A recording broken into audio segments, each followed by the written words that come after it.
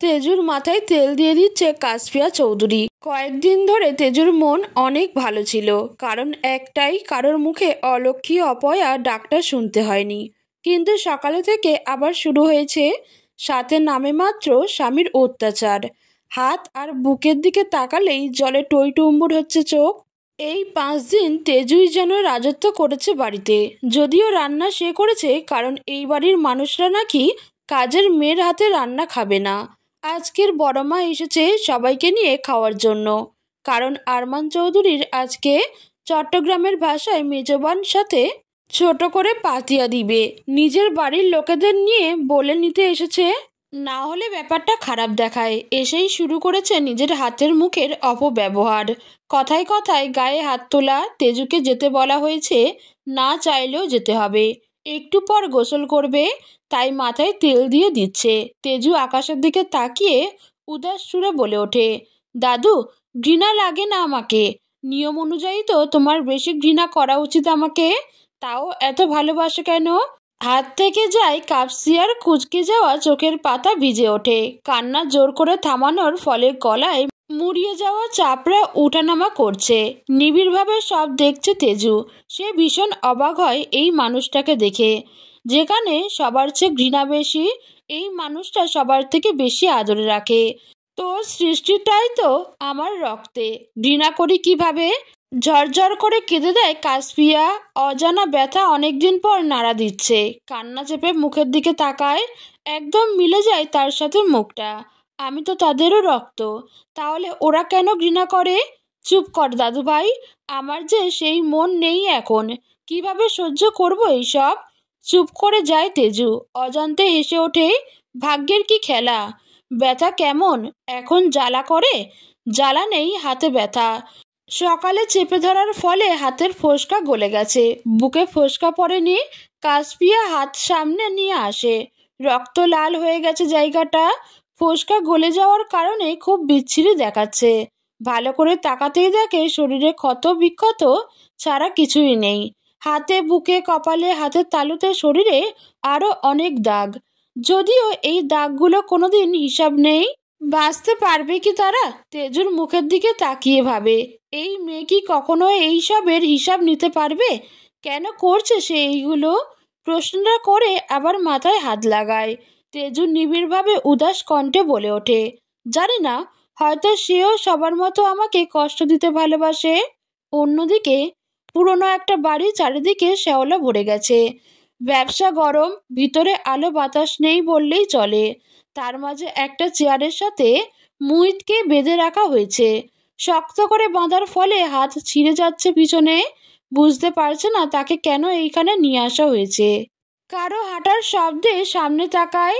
কালো হুডি, কালো বুট, চুলে হাত বোলাতে বোলাতে আসছে রিহান। ভয়ে ঢুক গিলে মুহিত। তবে কি ভাইয়া তাকে কিডন্যাপ করেছে? কিন্তু কেন? রিয়ান এসে সামনে আর একটা চেয়ার টেনে একদম মুখোমুখি দাঁড়ায়। মুখে আঙুল দিয়ে শীষ দিতেই শামীম আসে। সব ব্যবস্থা করেছে শামীম। ইয়েস বস, যেটা যেটা বলেছেন ঠিক সেটা নিয়ে এসেছে। গুড জব, এখানে নিয়ে আসো ওকে। শামীম চলে যেতেই রিয়ান মুহিতের মুখে হাত বোলাতে বোলাতে প্রশ্ন করে, আচ্ছা, এখন যদি তোর জিভ কান কেটে ফেলি, সাথে চোখ তুলে নেই, তুই কি কষ্ট পাবি? মুহিত কেঁদে দেয় ভয়ে। শরীর অসম্ভব কাঁপছে। বুঝে গেছে তার সাথে খারাপ কিছু হবে। আর ভাই ভয়ঙ্কর খুব। ভাইয়া প্লিজ, এইবারের জন্য মাফ করে দাও। জানি না কি করেছি, কিন্তু এতটুকু জানি ভুল করেছি। প্লিজ ক্ষমা করে দাও। রেগে যায় রিহান। নিজের সর্বশক্তি দিয়ে কপাল ভরভর করে ঘুষি মারে। কেমন সাইকোদের মতো করে গাল নাড়ায়। সেকেন্ডের মধ্যে চুল ধরে টেনে চেয়ার সহ নিজের দিকে টেনে নিয়ে আসে। ভুল না পাপ করেছিস, এটার ক্ষমা নেই। আমার সামনে আমার জিনিসের উপর বাজে নজর দিয়েছিস আজকের, তোর এই চোখ আমি রাখবো না। এই জিভ দিয়ে লালা পড়ছিল তখন, তাই না? যখন আমার তেজকে ওড়না ছাড়া দেখেছিস। খুব আনন্দ পাস আমার তেজুর অসহায়ত্বের চিৎকার শুনে, তাই না? চমকে যায় মুহিত। তার মানে তেজুর কারণে আজ এই অবস্থা? মাথার উপর চাপ দিতেই সকলের কথা মনে পড়ে। সকালে যখন বড়মা তেজুকে ধাক্কা মারে, তখন শরীর থেকে উড়না পড়ে যায়। তখন লালসার সাথে তেজুর বুকের দিকে তাকিয়েছিল।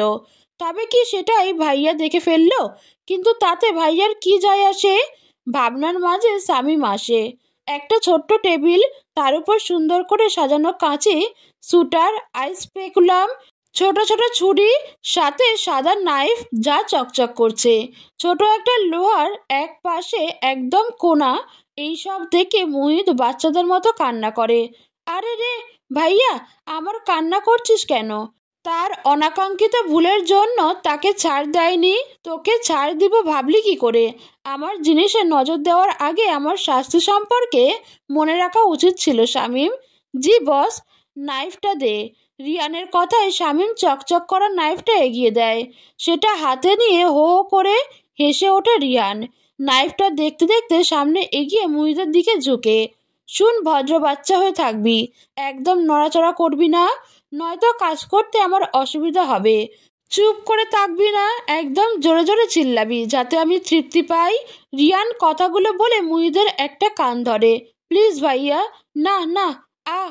চোখের পলকে একটা কান কেটে নিয়ে ফেলেছে, রক্তে ভরে যাচ্ছে কানের পাশ দিয়ে। কেমন বিচ্ছিরি লাগছে। তাতে রিয়ান বা শামীমের কোনো হেলদুল নেই। 14 বছর ধরে এই কাজগুলো তারা করে আসছে। এই লাইনে এইগুলো নতুন না। কত কাটাছিড়া করেছে হিসাব নেই। রিয়ান একটা কান কেটে শান্ত হতে পারে না, ক্যাচ করে আরেকটা কান কেটে ফেলে। গলা কাটা মুরগির মতো ছটপট করছে মুহিত। সেটা দেখে আনন্দে ফেটে পড়ছে রিয়ান। এই কান দিয়ে আমার অসহায় তেজের চিৎকার, কান্নার শব্দ শুনে আনন্দ করতে, তাই না? আজ থেকে সেই কানগুলোই নেই। কথাগুলো শেষ করে শামীমের দিকে শান্তভাবে তাকায়। চোখের ভাষা বুঝে যায় শামীম। ছোট টেবিল থেকে আইস পেকুলাম সাথে ছোট লোহাটা নিয়ে আসে, যার এক পাশে একদম কোনা। রিয়ান বাঁকা হেসে এক হাতে লোহা, অন্য হাতে আইস পেকুলাম দিয়ে চোখের পাতাগুলো ধরে রাখে। অন্য হাতে ঠাস করে চোখে ঢুকিয়ে দেয় লোহার এক পাশের কোনাটা। আম্মু, আমি পারছি না, আমাকে মেরে ফেলো আমাকে। যন্ত্রণায় কাতরাচ্ছে মুহিত। সে চিৎকারে সুখে ভাসছে রিয়ান। কোনো সময় নষ্ট না করে আর একটা চোখে ও সেমভাবে ঢুকিয়ে দেয়। কিছু সেকেন্ডের মাঝে মুহিত দৃষ্টিশক্তি হারিয়ে ফেলে। অন্ধকার হয়ে যায় চারিপাশ। এই সুন্দর পৃথিবী সে আর দেখতে পারছে না। এক সময় সহ্য করতে না পেরে অজ্ঞান হয়ে যায়। মুহিতকে অজ্ঞানত দেখে রেগে যায়। শামীমকে পানি নিয়ে আসতে বলে। শামীম গরম গরম পানি নিয়ে আসে। গুড। এই জন্যই তোকে এত ভালো লাগে, না বলতেই বুঝে যাস। বলেই রিয়ান ধোঁয়া ওঠা গরম পানি মুখের উপর ছুঁড়ে মারে। মুহিত নিমো নিমো চোখে তাকায়। মুখ বুক জ্বলে যাচ্ছে। এত যন্ত্রণা সে সহ্য করতে পারছে না। এর চেয়ে মৃত্যু ভালো। এত সহজে অজ্ঞান হয়ে গেলে হবে? যেই জিভ দিয়ে লালা পড়ছিল সেই জিভের তো এখনো কিছু করেনি। রিয়ান শামীমকে ইশারা করতেই শামীম এসে মুখের দুই পাশ ধরে মুখ খুলে রাখে। রিয়ান কাঁচি দিয়ে ক্যাচ করে কেটে ফেলে জিহ্বাটা। রিয়ানের এমন কাজে মুহিত চিৎকারও করতে পারে না। তার বাকশক্তিও কেড়ে নেওয়া হয়েছে। চেয়ারে মৃত ব্যক্তির মতো পড়ে আছে। মনের মাঝে কি চলছে একমাত্র সে জানে। এইবার রিয়ান উঠে ছোট বাক্স থেকে মরিচের গুঁড়ো নিয়ে চোখে, জিহ্বা, কানে লাগিয়ে দেয়। এরপর এমন কাজে মুহিত আবারও জ্ঞান হারায়। এইবার রিয়ান কিছু করে না। শামীম, একে আনোয়ারা মেডিকেলে ভর্তি করিয়ে দিস। ওকে বস। রিয়ান বেরিয়ে আসে বাড়ি থেকে। আজকের একটু বেশি শান্তি লাগছে। তার কাছে ভুলের কোনো ক্ষমা নেই, হোক সেটা অনাকাঙ্ক্ষিত, তাও শাস্তি পেতে হবে। যেমন তেজকে দিয়েছে তার অনাকাঙ্ক্ষিত ভুলের শাস্তি। তালুকদার বাড়ি। তেজু রেডি হচ্ছে। বীরভাই একটু আগে জামার জুতা দিয়ে গেছে। তেজু বুঝতে পারে না এই মানুষটা এত কেন ভালো। কেমন দেখে বুঝে কাপড় নিয়ে এসেছে। সিম্পলের ওপর গর্জিয়াস। চুলগুলো সুন্দর করে কাঁকড়া দিয়ে বেঁধে ফেলে। তার উপর স্ক্রাব করে। কালো থ্রি পিসের সাথে কালো হিল একদম পারফেক্ট। এই নবাবজাদি আর কতক্ষণ লাগবে? এখানে কি বেড়া পাগল করতে যাচ্ছিস? এত সময় লাগছে কেন? বাইরে থেকে চিৎকার করে ওঠে রুহি। এমন কথায় তেজুর মন পুড়ে যায়। দেরি কি এমনি হয়েছে? এই শরীর নিয়ে সন্ধ্যায় নাস্তার সব কাজ করেছে, সাথে কাপ প্লেট ধুয়েছে। এমনিতেই সে তো যেতে চায় না, তাকে জোর করে নিয়ে যাচ্ছে কেন সেটা তেজুর অজানা। আগে তো তাদের সাথে কোথাও নিয়ে যেত না, তাহলে আজ কেন নিয়ে যাচ্ছে? কোনো উদ্দেশ্য আছে? বুঝতে পারে না। তবে টেনশন নেই, সাথে দাদু আর বীর ভাইয়া থাকবে। তাড়াতাড়ি করে স্কার্ফ করে নিচে আসে। সিঁড়ি দিয়ে নুপুরের ঝনঝন শব্দে বীর তাকায়, সাথে রিয়ানও ঠোঁটের কোণে বাঁকা হাসি ঝুলে। বীর অবাক হয়ে তাকিয়ে আছে, কি মিষ্টি লাগছে তার তেজুরানীকে। পরক্ষণে তীক্ষ্ণ চোখে ড্রেসের দিকে তাকায়, কেন যেন মনে হচ্ছে এটা তার দেওয়া ড্রেস না। কালার ডিজাইন সেম হলেও হাতের দিকে একটু পার্থক্য লাগে। তাও ভাবে হয়তো নেওয়ার সময় ভালো করে খেয়াল করেনি। তেজুর সাথে নিজেও ম্যাচিং করে কালো ব্লেজার, সাথে কালো শার্ট, কালো বুট। ইচ্ছা করে চুল জেল সেট করে নি, যার কারণে বারবার চুলগুলো কপালে এসে পড়ছে। বিরক্ত হলেও মানিয়ে নেয়, কারণ একটাই, তার তেজুরানির পছন্দ। দাদুকে বলতে শুনেছে তার সিল্কি চুল, সাথে যদি বাতাসের দাপটে সেই চুল কপালে পড়ে তার অনেক বেশি ভালো লাগে। সেই মজার ছলের কথা বীর মনে রেখেছে। থ্যাঙ্কস ভাইয়া, এত সুন্দর ড্রেস আর জুতার জন্য। ওয়েলকাম তেজুরানি, অনেক মিষ্টি লাগছে তোকে। আমাকে কেমন লাগছে বলতো? তোর সাথে কিভাবে যেন ম্যাচিং হয়ে গেল। তেজু একটু ইতস্তত বোধ করে। সে কি কখনো ভাইয়ের দিকে ভালো করে তাকিয়েছে? তার সাথে মিল করে ড্রেস পরেছে এটার খেয়াল করেনি। তার উপর যেন কেমন লাগছে, সে কিভাবে বলবে? জীবনে দ্বিতীয়বারের মতো বীর ভাইয়ের দিকে গভীর দৃষ্টিতে তাকায়। সংকোচ নিয়ে বলল, ভালো লাগছে, কিন্তু চুলগুলো বারবার কপালে পড়ায় ডিস্টার্ব হচ্ছেন। জেল দিয়ে সেট করে নিলেই পারতেন। কেন, সুন্দর লাগছে না? নিজের কথায় নিজেই হালকা লজ্জা পায়। তেজুরানী কি কিছু উল্টোপাল্টা মনে করবে? কিন্তু না, তেজু খুব স্বাভাবিকভাবে বলল, না, ভালো লাগছে। আপনি বিরক্ত হচ্ছেন তাই বললাম।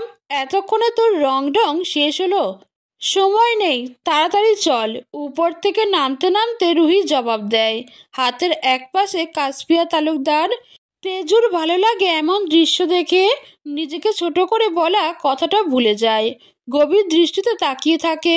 বড়মা চাইলে তারও এইভাবে খেয়াল রাখতে পারে, কিন্তু না, তার কপালে এত ভালোবাসা সইবে না।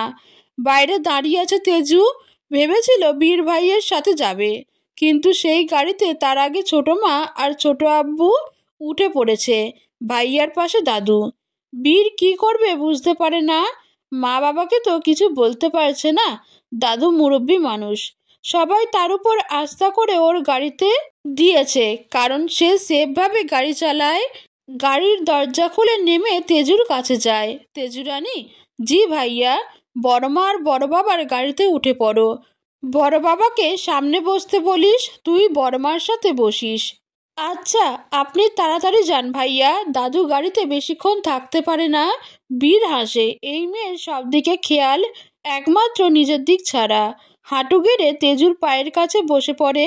চমকে যায় তেজু। তার মাঝে পায়ের কাছে শীতল হাতের স্পর্শ পায়। পিছনে হাঁটতে গেলে যেতে পারে না। উফ, তেজুরানী, নড়াচড়া করছিস কেন? জুতার ফিতা খুলে গেছে, লাগাতে পারছি না। চুপ করে দাঁড়িয়ে থাক। ভাইয়া, আপনি উঠুন। পায়ে হাত দিচ্ছেন কেন? আমি পারবো। বীর কানে নেয় না তেজুর কথা, খুব যত্নে বেল্টটা লাগিয়ে দেয়। অজান্তে তেজুর কান্না পায়। কথায় আছে, ভালোবাসার কাঙাল মানুষগুলো হঠাৎ হঠাৎ কারো ভালোবাসা পেলে অনেক বেশি আবেগী হয়ে যায়। তেজুর বেলাও তাই। সবাই যার যার মতো গাড়িতে উঠে গেছে। একমাত্র এই মানুষটা তার ছোট ছোট সব জিনিসের খেয়াল রাখছে। কি দিয়ে শোধ করবে এই মানুষটার ঋণ? বীর উঠে দাঁড়ায়, সযত্নে তেজুর চোখের পানি মুছে দেয়। খুব করে বলতে ইচ্ছে করে, যখন তখন চোখের পানি ফেলবি না, এই পানি অনেক মূল্যবান তার কাছে। চোখের কোণে এই পানির আভাস দেখলে তার বুক জ্বলে। কেন বুঝিস না? কিন্তু কথাটা সম্পূর্ণ মনের মাঝে রেখে মুখে বলে। তেজুরানী নিজের প্রতি এত অবহেলা করলে চলে না, খেয়াল রাখবি তো একটু। দেখ, যদি এখন বেল্টে বাজে পড়ে যেতি তাহলে ব্যথা কে পেত? দাদু আর আপনি আছেন না খেয়াল রাখার জন্য। হঠাৎ ঠোঁট কেঁপে ওঠে তেজুর, যেন ভেতরের কথাটা আটকে গেছে। না চাইতেও তেজুর মুখ দিয়ে কথাটা এসে যায়। পরক্ষণে ভাবে, সে তো মিথ্যা বলেনি। সে সত্যিকে সত্যি মানতে জানে। এই দুইটা মানুষের আশায় শরীরের যত্ন নেয় না সে। তারা আছে তো খেয়াল রাখার জন্য, কিছু হলে আগলে নিবে। এত বিশ্বাস আমাদের উপর। এই জীবনে তেজুর মনে শুধুমাত্র দুইটা মানুষ বিশ্বাস স্থাপন করতে পেরেছে, আর সেই মানুষগুলোর মধ্যে আপনি একজন। বীর থমকে যায়। মনের কোণে শীতল হাওয়া বয়ে যায়, ঠোঁটের কোণে অনিচ্ছুক হাসি ঝুলছে। মুহূর্তের মাঝে মনে খুশির জোয়ার ভাটার টান পড়ে। এই বিশ্বাস সে সারা জীবন অটুট রাখবে। বীর, কি হলো আয়? মার গাড়িতে খারাপ লাগে, তাড়াতাড়ি যেতে হবে। তেজুকে বড় ভাবিদের গাড়িতে দে। আসছি মা।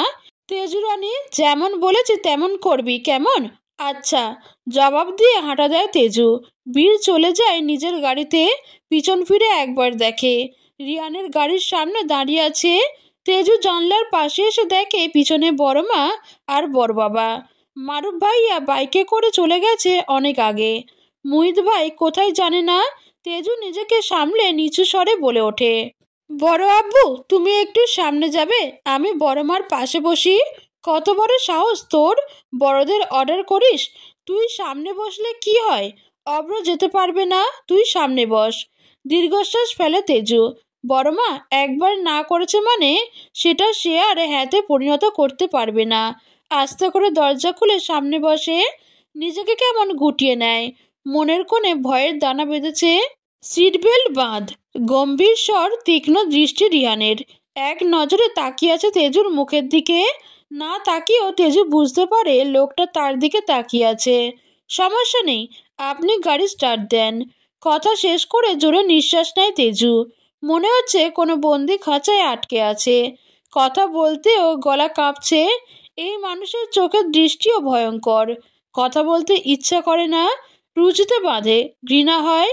রিয়ান তেজুর দিকে ঝুঁকে সিট বেল্ট বেঁধে দেয়। মুহূর্তে কারেন্টের শক খায় তেজু। প্রাণটা গলায় এসে গেছিল যখন লোকটার গরম নিঃশ্বাস শরীরের উপর পড়ছে। ভালোভাবে বললে হয় না সিট বেল্টটা বাঁধতে জানিস না?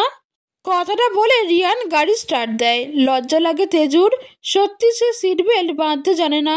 কিভাবে জানবে সে? এই জীবনে গাড়িতে চড়েছে হাতে গোনা 4 থেকে 5 বার, তাও বীর ভাইয়ের সাথে। উনি নিজে হাতে সিট বেল্ট বেঁধে দিত, যার কারণে শেখা হয়ে ওঠেনি। বাবা, আমার সময় নেই, তুমি গিয়ে ব্যাংকে থেকে আজ 3 কোটি টাকা উইথড্র করো, তোমাকে চেক দিয়ে দিব আমি। রিয়ানের কথায় চমকে যায় অব্র, সাথে রুইও। তেজু নির্বাক। বড়লোকের বড় বড় কাজ কারবার, যা ইচ্ছা করুক। এত টাকা কি জন্য রিহান? সামনে ইলেকশন, এইবার এমপি পদে আমি দাঁড়াবো। যতগুলো বৃদ্ধাশ্রম আছে, সাথে গরিব অসহায় বস্তি, সব জায়গায় টাকার বস্তা ঢালবো। নিজের অজান্তে তেজুর হাসি পায়। মনের মাঝে প্রশ্ন জাগে, এই ভোট কি কেউ ভালোবেসে দিবে রিয়ান তালুকদারকে? ওকে, আমি একটু ফ্রি হয়ে নেই, সাথে তোমাকেও যেতে হবে। ভবিষ্যৎ এমপিকে সবার কাছে পরিচয় করিয়ে দিতে হবে তো। হোয়াট? আমি যাব ওই বস্তি? সরি, আমি পারবো না এইসব নোংরা পরিবেশে। তেজুর খারাপ লাগে অসহায় মানুষগুলোকে নিয়ে এমন কিছু বলায়। কিছু বলতে চাইলেও ইচ্ছার কারণে বলতে পারে না তেজু। ঘৃণা লাগে কথা বলতে। এমপি এমনি এমনি হওয়া যায় না রিয়ান, একটু কষ্ট করতে হবে। কয়েকদিন কষ্ট করো। বাবার কথায় দীর্ঘশ্বাস ফেলে, মুখে কিছু বলে না। মীরার চোখে চোখ রেখে ইশারা করে বাবাকে বুঝিয়ে দেয়। বিরক্ত লাগে, মুখ তেতে যায়। এই এমপি হওয়ার জন্য আর কি কি করতে হবে ভেবে পায় না। এত টাকা খরচ করেছে, তাও নাকি নিজে থেকেই কষ্ট করতে হবে। ক্ষমতা প্রয়োজন না হলে এই 2টা টাকার এমপি হওয়ার তার কোনো রকম ইচ্ছা নেই। পাশে একবার তাকিয়ে স্পিডে গাড়ি টান দেয়। চৌধুরী বাড়ি। এই বাড়িতে তেজু এসে অবাক হয়ে গেছে। জীবনে দ্বিতীয়বারের মতো এসেছে এই বাড়ি। তার দিকে বিস্ময় দিয়ে তাকিয়ে আছে সবাই। ওকে নাকি একদম বড় মায়ের মতো লাগছে। তেজু বুঝতে পারে না কিছু। সে তো এই মানুষটাকে কখনো দেখেনি। 10 বছর ধরে মানুষটাকে পাওয়া যাচ্ছে না। একদিন ঘর থেকে হঠাৎ গায়েব হয়ে গিয়েছিলেন। সে থেকে অনেক অনেক খুঁজেছে কিন্তু পায়নি। হ্যালো তেজু, কেমন আছো তুমি? সেই ছোটবেলায় দেখেছি, অনেক বড় হয়ে গেছো, সাথে সুন্দরও। তোমাকে একদম আমার দাদুর মতো দেখতে লাগে। সত্যি বলতে you are looking so hot. ভাবনার মাঝে কারো এমন কথার সামনে তাকায়। লম্বা চূড়া একটা ছেলে, পরনে স্যুট বুট। অস্বস্তি লাগে তেজুর। অচেনা মানুষের সাথে কথা না বলতে বলতে হঠাৎ কেউ পরিচিত হতে আসলে একটু ভয় লাগে।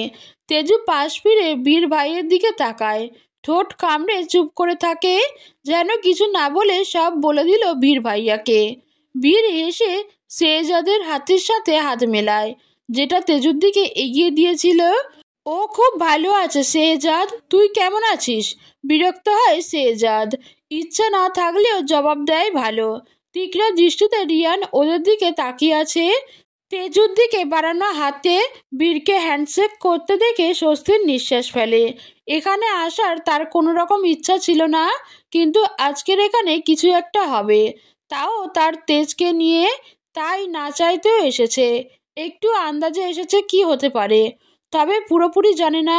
মায়ের মতিগতি সুবিধার লাগছে না, সাথে তার বাবাও যোগ হয়েছে মায়ের সাথে।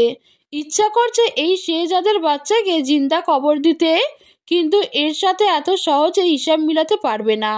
হাঁটার বাচনভঙ্গি সাথে পিছনে লুকিয়ে রাখা গান দেখে বুঝছে এটা তার ওয়ার্ল্ডের লোক হবে, হয়তো কোনো 2 টাকার মাফিয়া। একটু আগে অনুষ্ঠান শেষ হয়েছে। সোফার এক কোণে বসে আছে তেজু, পাশে একটা শ্যামলা না ফর্সা না, আবার বেশি কালোও না। তেজু বুঝতে পারছে না কি বলবে এই মেয়েটিকে। মুখ থেকে অজান্তে একটা শব্দ বেরিয়ে যায়, মায়া। চমকে তাকায় মায়া। তার নাম কিভাবে জানলো তেজু? সে তেজুকে চিনেছে, কারণ ওই দিন কলেজে দেখেছে। কাল থেকে বাসায় ওর ব্যাপারে কথা হচ্ছে, তাই চিনতে অসুবিধা হয়নি। কিন্তু তাকে কিভাবে চিনলো? তোমার মুখটা অনেক মায়াবী, যাকে এক কথায় বলে মায়াবতী। তোমার নাম জানি না, তাই মায়া বলেই ডাকলাম। এই মুখটার সাথে নামটা খুব করে যায়। অজান্তে চোখ ভিজে ওঠে মায়ার। জীবনে প্রথম এত সুন্দর করে কেউ তার প্রশংসা করলো। কিছু বলতে চেয়েও পারে না, কিভাবে বলবে? সে তো কথা বলতে পারে না। ঠোঁট কামড়ে কান্না আটকায়। তেজু বিচলিত হয়ে পড়ে। কেউ না বুঝলেও সে বুঝতে পেরেছে মেয়েটা কান্না করছে। এই যে তার মতো ঠোঁট কামড়ে কান্না আটকানোর চেষ্টা করছে, তবে কি সে অজান্তে মেয়েটাকে কষ্ট দিয়ে ফেললো? তুমি কান্না করছো কেন? আমি কি কিছু ভুল করেছি? মায়া ইশারা করে বুঝায়। সে কথা বলতে পারছে না, বাকশক্তি নেই তার।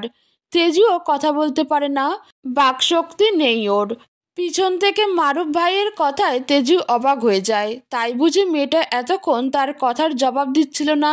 সাথে অবাকও হয়, অনেক বছর পর মারুফ ভাইয়ের সাথে কথা বলছে। তাকে বাসায় পাওয়া যায় না, ছোট থেকে হোস্টেলে থাকতো। এই 2 বছর হচ্ছে বাসায় এসেছে। তার মাঝে হাতে গোনা 2-1বার তেজুর সাথে কথা বলেছে। অবাক ছাউনিতে প্রশ্ন করে, আপনি কিভাবে জানলেন ভাইয়া? আমি ইশারা ইঙ্গিত বুঝি। তোকে এটা বোঝাতে চেয়েছে, কিন্তু তুই বুঝছিস না। মারুফ বসে সোফায়, তবে তেজুর পাশে না, মায়ার পাশে। একটু গ্যাপ রাখে যাতে মেয়েটা অস্বস্তি বোধ না করে। জীবনে অনেক মেয়ে দেখেছে মারুফ, কিন্তু এমন মেয়ে খুব কম দেখেছে। ডাগর ডাগর জলে টইটুম্বুর আঁখি, জোড়া ভ্রু, সাথে কাঁচ সমান কালো কুচকুচে চুল। এত লম্বা নয়, হবে প্রায় 4 ফিট 9 ইঞ্চি মতো। তার বুক পর্যন্ত হবে কি না সন্দেহ। এক নজরেই ভালো লেগে যায় মারুফের। বাকশক্তি নেই তো কি হয়েছে? সে না হয় ওই মেয়ের হয়ে সারা জীবন কথা বলবে, তার বাকশক্তি সে হয়ে উঠবে। মারুফ বিশ্বাস করে একটা মানুষকে সব দিকে পূর্ণতা নিয়ে জন্মাতে হবে এমন কোনো কথা নেই। থাকুক না হয় একটু ত্রুটি।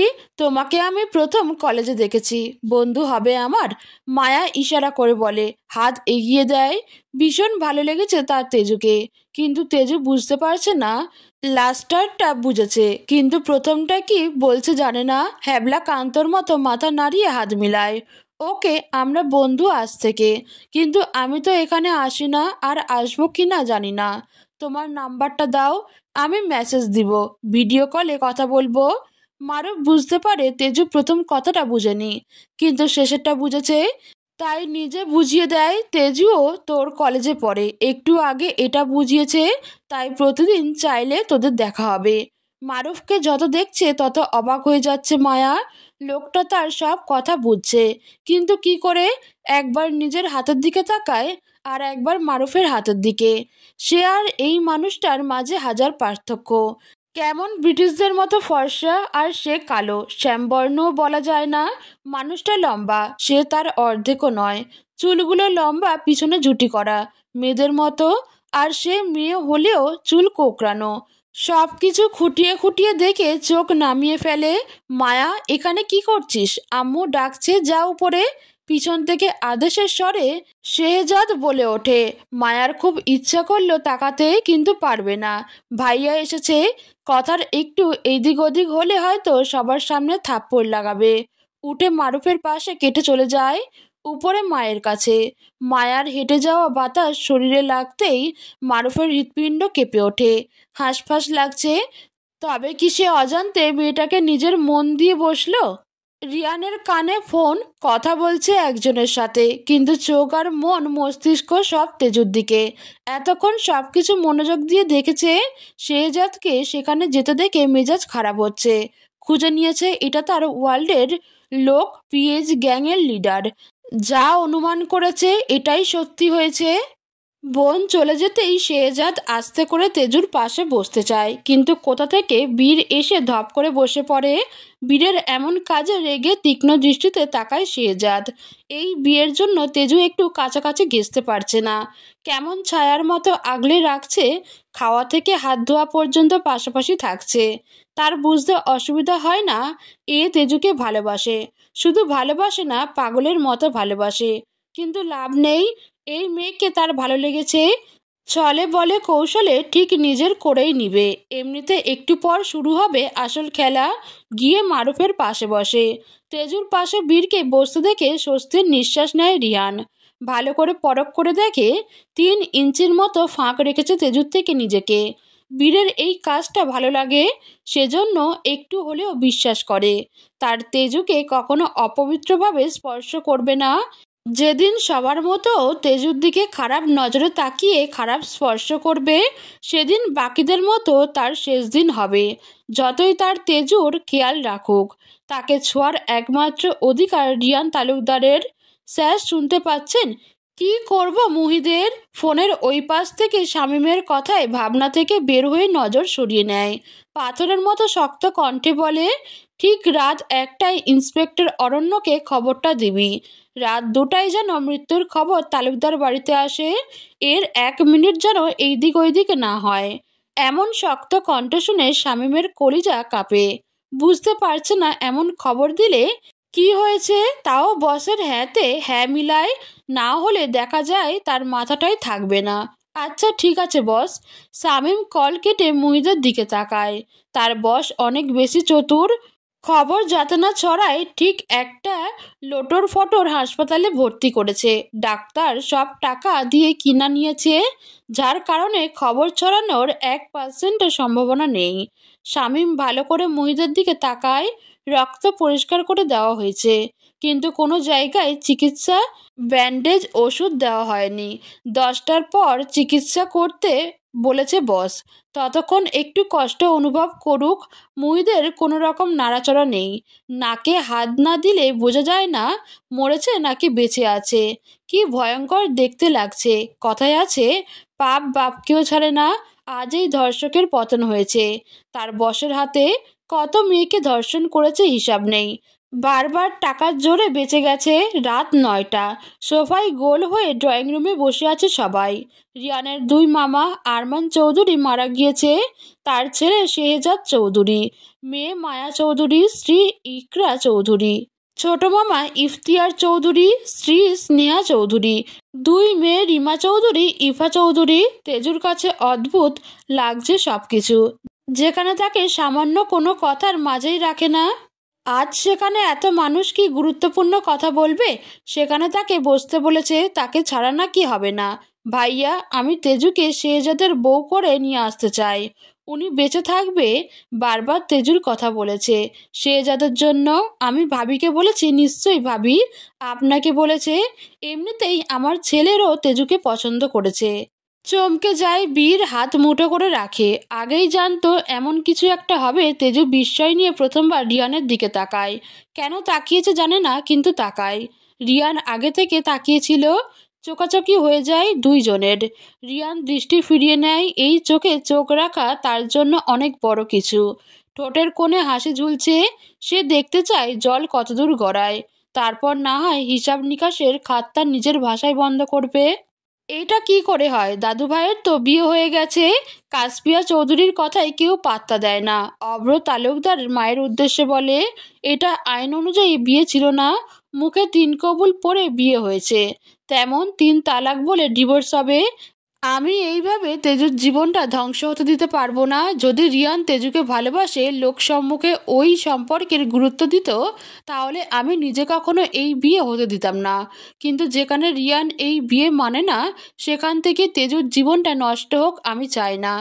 তাই বিয়ে হবে সে যাদের সাথে। ছেলে ভালো ব্যবসা করে, আমার চীনা পরিচিত, তাই আমি এক পায়ে রাজি। আমি ভাবির সাথে একমত। আমার বন্ধুদের ইচ্ছা অনুযায়ী আমি পূর্ণতা দেব। তেজুও সুখে থাকবে। তেজু, তুই কি বলিস? তেজুর দিকে সবাই তাকায় উত্তরের আশায়। শরীর কাঁপছে তেজুর, ভয় জেঁকে ধরেছে, সাথে অবাক হচ্ছে বড় আব্বুকে দেখে।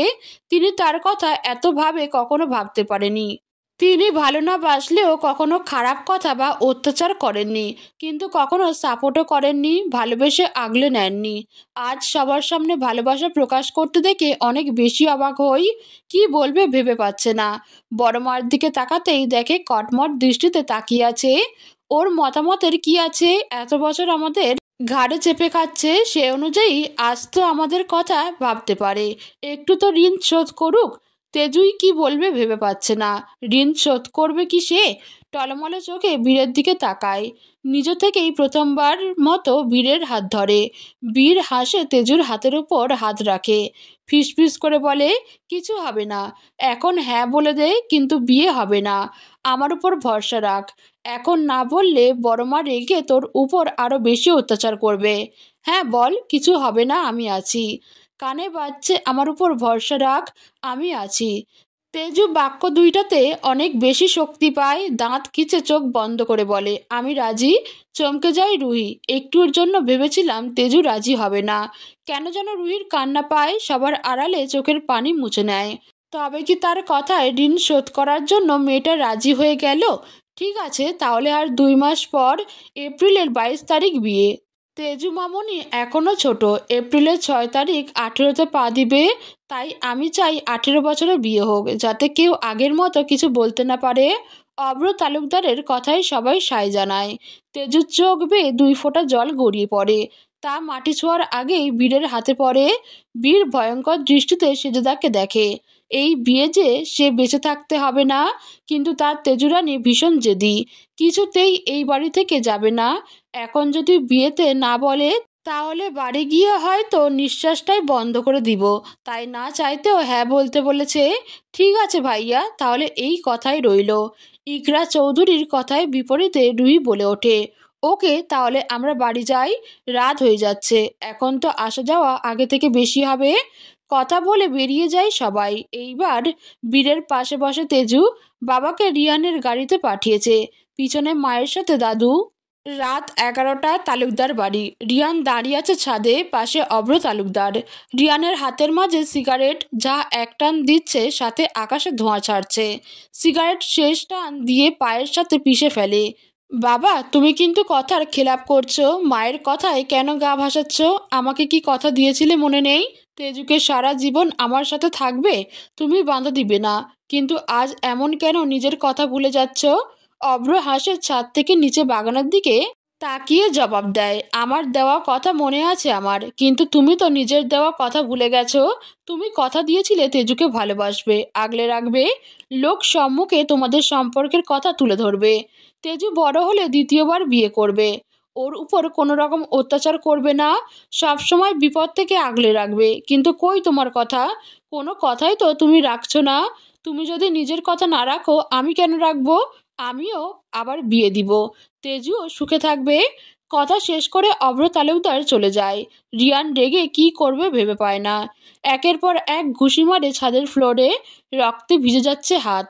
কেউ বুঝছে না তার ব্যথা। সে কি ইচ্ছা করে করেছে সব? সে বাধ্য হয়েছে এইসব করতে। ক্লান্ত হয়ে বসা থেকে উঠে দাঁড়ায়। ছাদে রক্তে ভরে গেছে, হাত দিয়ে টুপটুপ করে পড়ছে, কিন্তু এতে কোনো অনুমতি নেই। নিচে চোখ পড়তেই অবাক হয়ে যায়। তেজু এত রাতে বাগানের দিকে যাচ্ছে। হালকা আলোতে স্পষ্ট দেখা যাচ্ছে। রিয়ান হেঁটে ছাদের অন্য কোণায় যায়, যেখানে থেকে তেজুকে পরিষ্কার দেখা যাবে। তেজু হেঁটে সরাসরি মা বাবার কবরের পাশে এসে বসে। আজকে ভয় লাগছে না। চোখ দিয়ে অনবরত পানি গড়িয়ে পড়ছে। সবসময় দিনের বেলায় আসলেও আজ রাতে এসেছে। সে আর সহ্য করতে পারছে না। লোক সম্মুখে যতই ভালো থাকুক, বুকটা পুড়ে যাচ্ছে।